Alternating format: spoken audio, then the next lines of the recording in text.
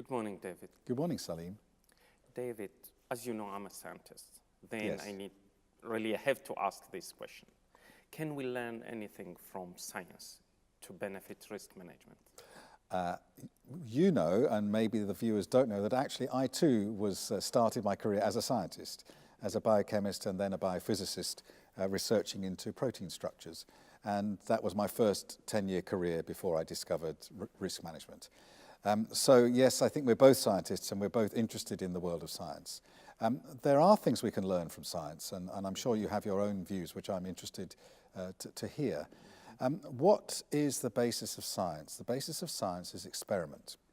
Why do we experiment? We experiment because we believe that the world is rational, that the world has underlying structure, that there are rules and principles and concepts which govern the way that the universe operates, that matter is structured, that things are put together, including yourself and myself, and inside our bodies and our brains and our blood system and so on. And so what we seek to do in science is you have a hypothesis, you have an idea, and then based with the idea, you then design experiments, and the purpose of the experiment is either to prove or disprove the hypothesis.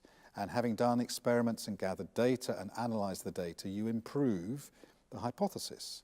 And then ultimately, if you have enough data that supports a hypothesis, you end up with a theory, which is still just a theory.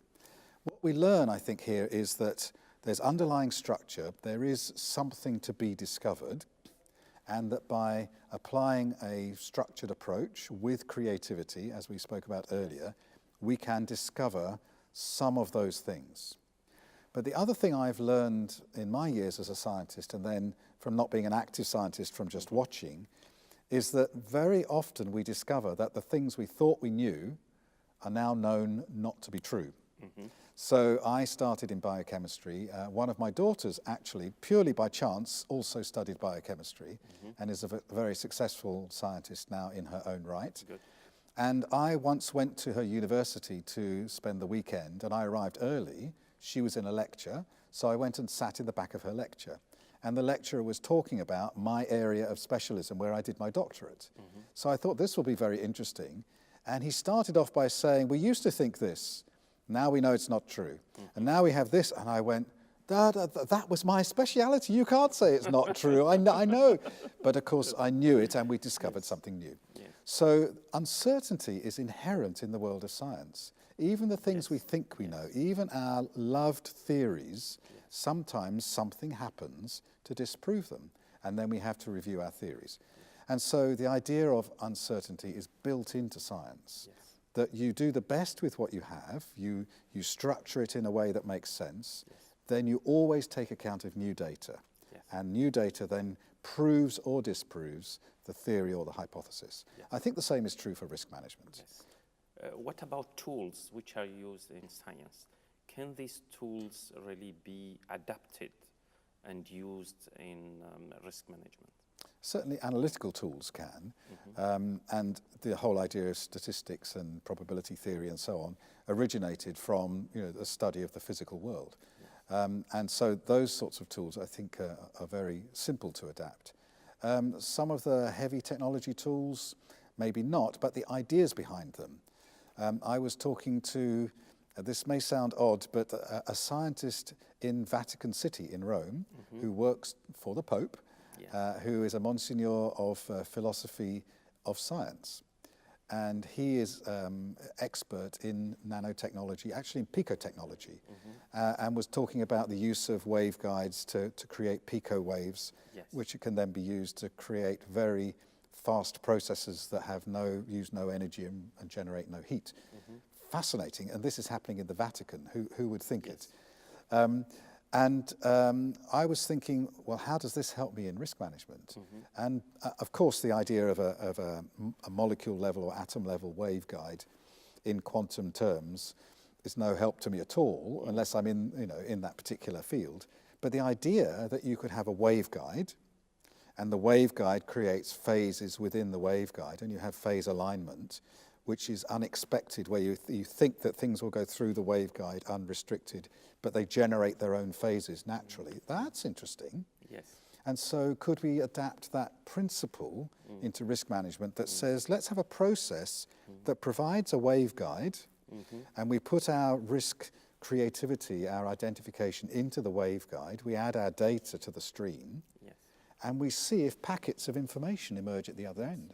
Yes. And so naturally, by just the interactions of the data as they pass through the process.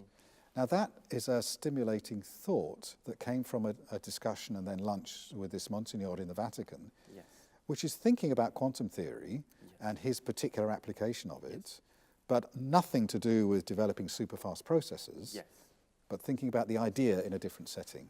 Yes. Also in physics and chemistry, we do have, for example, one can study just an atom, isolated atom. Then you can have a cluster of atoms. Then the characteristics or features will be different. Yes. Because there are some interaction between these atoms, between themselves. Then you can have even a big cluster. Then you'll have the whole system, or many body theory, for example. Okay? Yes. All of these are similar when you are studying an individual risk, and you go to a little bit a group of people, a team, to a corporate level. Yes. So I'm assuming that there are similarities when one can learn from these similarities. Yes, I'm sure that's right. The thing is, I think we need some wisdom in applying these principles outside of the places that they came from, because an analogy, which is what we call it, you take this and this is a similar situation but not the same. Analogies often have limitations. You know, so we can say this is true of the physical situation to do with material science. And that is like what happens when we take a risk and look for its connections with other risks, and we develop connectivity and groups of risks which have additional characteristics from the atomic risk. You have molecular risk, and then you have structure risk and phase risk and matrix risk and so on, and then whole body risk, or overall project risk or overall organizational risk, as we talked about earlier. But I think you can stretch the analogy too far, and you can talk about X-ray crystallography, and you can talk about, some of your surface science technology, which just doesn't apply. You know, so we have to be careful not to stretch the analogy too far. Yes, yes. If you remember, we were talking about disturbing of a system, Perturbing of a system. That methodology or approach also can be used in this, risk management, in trying to understand or risk identification. So you have a system, you try to disturb that system, and then you see the response from that system. Yes. I believe this also can be maybe applied in risk management. Yes, I think you call it intruder theory, don't you? Exactly. And we can use that idea in building a system dynamics model. And system dynamics is a quite advanced analytical methodology for quantitative risk analysis, where you build a system, a model which represents your situation as a system, whether it's an organization or a decision or a project or a society or community. You build a system which has interrelations between it. You allow the system to reach a steady state where things are relating to one another in a way that works and continues to work, and then you drop in a disturbance. So you might say, in my organization, what happens if a key supplier withdraws their labor?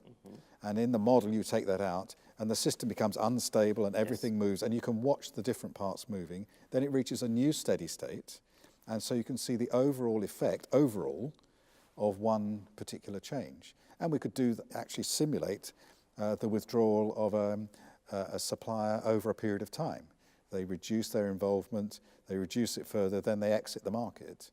So you can actually do trend analysis. So the idea of using system dynamics models to model intruder theory, I think is quite interesting.